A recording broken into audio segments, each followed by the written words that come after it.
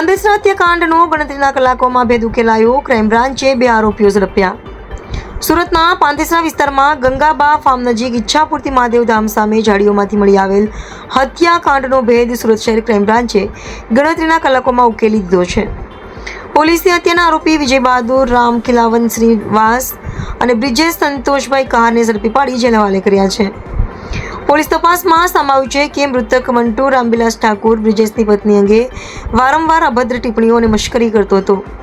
આ બાબતે બંને વચ્ચે અગાઉ પણ ઝઘડો થયો હતો. ઘટનાના દિવસે પણ કામ પૂર્ણ કર્યા બાદ જમવા દરમિયાન બંને વચ્ચે બોલાચાલીને ઝપાઝપી થઈ હતી.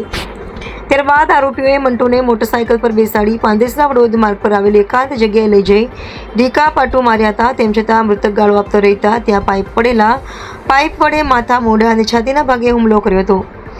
ગંભીર ઇજાઓના કારણે તેનું મોત થયું હોવાનું આરોપીઓએ કબૂલ્યું હોવાનું પોલીસે જણાવ્યું છે.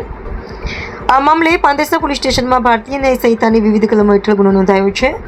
પોલીસના જણાવ્યા મુજબ આરોપી બ્રિજેશ કહાર સામે અગાઉ પણ અપહરણ, મારામારી અને ધમકી સહિતના ગુનાઓ નોંધાયેલા છે. સુરત શહેરના અથવા પોલીસ સ્ટેશન વિસ્તારમાં 30.58 લાખના ચોરીના મુદ્દામાલ સાથે કુખ્યાત ચોર વેસ્તાનથી ઝડપાયો. ગોપીપુરાના મકાનમાં ગ્રીલ ખોલી આચરી હતી ગરફોડ ચોરી. અઠવા લાઇન્સ પોલીસે 250થી વધુ સીસીટીવી ફૂટેજ તપાસી ટેકનિકલ સર્વેલન્સ અને બાતમીદારોના આધારે ગુનાનો ભેદ ઉકેલ્યો. માલેગાંવ સુધી પોલીસ ટીમે પીછો કર્યા બાદ કુખ્યાત આરોપી અબ્દુલ રહેમાન શેખને ઝડપી પાડ્યો. તાપી નદી નજીક ઝાડીઓમાં છુપાવેલા સોના ચાંદીના દાગીના સહિત મુદ્દામાલ પંચોની હાજરીમાં રિકવર કરાયો. આરોપી છૂટક કચરો વીણવાના બહાને રેકી કરી ચોરી આચરવાની આદત ધરાવતો હોવાનો ખુલાસો. વધુ રિમાન્ડ મેળવવાની તજવીજ. રિપોર્ટર નૈતિક રેશમવાળા, સુરત. સુરતમાં જાયન્ટ્સ વેલફેર ફાઉન્ડેશનના ફેડરેશન 3નો એવોર્ડ ફેલિસિટેશન 2026 કાર્યક્રમ ગૌરવપૂર્ણ માહોલમાં સફળતાપૂર્વક સંપન્ન. વિવિધ ક્ષેત્રના પ્રતિભાશાળી સભ્યોનું કર્યું ભવ્ય સન્માન. સુરતમાં જાયન્ટ વેલફેર ફાઉન્ડેશનના ફેડરેશન 3 દ્વારા આયોજિત એવોર્ડ ફેલિસિટેશન 2026 કાર્યક્રમ જાયન્ટ્સ ગ્રુપ ઓફ ગ્રેટર સુરતના યજમાન પદે તારીખ 2 ઓગસ્ટ રવિવારે નાનપુરા સ્થિત રામકૃષ્ણ હોલ ખાતે ગૌરવપૂર્ણ અને ઉષ્માભર્યા વાતાવરણમાં સફળતાપૂર્વક સંપન્ન થયો હતો. કાર્યક્રમમાં વિવિધ ક્ષેત્રોમાં નોંધપાત્ર સેવા, નેતૃત્વ અને સિદ્ધિઓ હાંસલ કરનાર સભ્યોનું સન્માન કરવામાં આવ્યું હતું. કાર્યક્રમમાં મુખ્ય મહેમાન તરીકે જાયન્ટ વેલફેર ફાઉન્ડેશનના ડેપ્યુટી વર્લ્ડ ચેરમેન શ્રી નુરુદ્દીનભાઈ સેવવાળાની ઉપસ્થિતિ પ્રોત્સાહક રહી હતી. ફેડરેશન પ્રમુખ શ્રી યતીશ મોદીના અધ્યક્ષપદે સદર કાર્યક્રમમાં વિશેષ અતિથિ તરીકે સેન્ટ્રલ કમિટી મેમ્બરો શ્રી અનિલ દલાલ, શ્રી ઘનશ્યામ પટેલે પોતાની પ્રેરણાદાયી ઉપસ્થિતિથી કાર્યક્રમને ગૌરવ અપાવ્યું હતું. જાયન્ટ્સ મહાનુભાવ તરીકે શ્રીમતી શીલા ગાંધી અને શ્રી ગણેશ ગજ્જરની વિશેષ ઉપસ્થિતિ રહી હતી.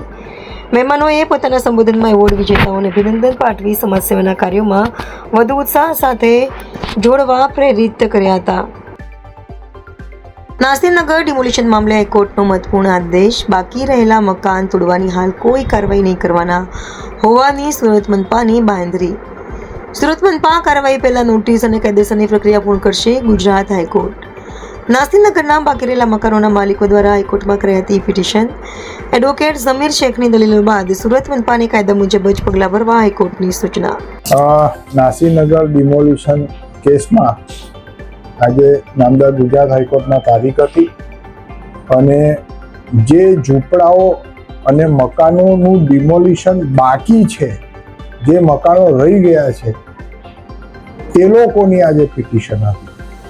એટલે નામદાર ગુજરાત હાઈકોર્ટમાં સુરત મહાનગરપાલિકાએ એવી કબૂલાત કરી કે જે પણ હયાત મકાનો છે એને ડિમોલિશન કરવાની હવે તેઓને કોઈ ઈરાદો નથી, એવી તેઓએ નામદાર ગુજરાત હાઈકોર્ટમાં રજૂઆત કરી.